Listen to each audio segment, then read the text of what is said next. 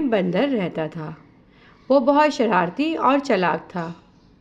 اسی جنگل کے قریب ایک چھوٹا سا گاؤں تھا جہاں ایک نائی رہتا تھا۔ نائی اپنی دکان میں بیٹھ کر لوگوں کے بال کاٹتا تھا۔ ایک دن بندر نے سوچا کہ کیوں نہ شہر جا کر کچھ مزے کیے جائیں۔ وہ گاؤں میں آیا اور نائی کی دکان کے باہر کھڑا ہو کر اسے دیکھنے لگا۔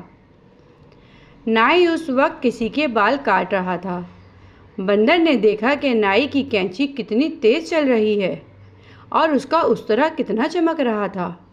بندر کو یہ سب دیکھ کر بہت حیرت ہوئی۔ دوسرے دن بندر چھپ کر نائی کی دکان میں گھس گیا اور اس کا سارا سامان اٹھا کر جنگل کی طرف بھاگا۔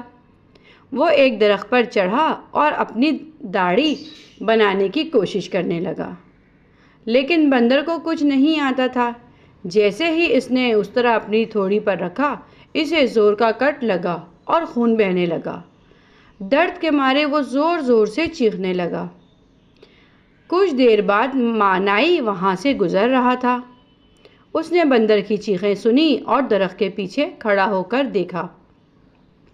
نائی نے بندر کو اس حال میں دیکھا تو وہ ہنسنے لگا۔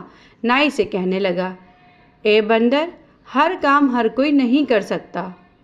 جو کام جس کا ہے وہی اس میں ماہر ہوتا ہے۔ تم نے میری نقل کرنے کے لیے کوشش کی، مگر دیکھو تمہارا کیا حال ہو گیا۔ بندر کو اپنی غلطی کا احساس ہوا۔ اس نے شرمندگی سے سر جھکایا اور سارا سامان واپس دیا۔ اس دن کے بعد بندر نے نائی کی نقل کرنا چھوڑ دی اور اپنے کام سے کام رکھنے لگا۔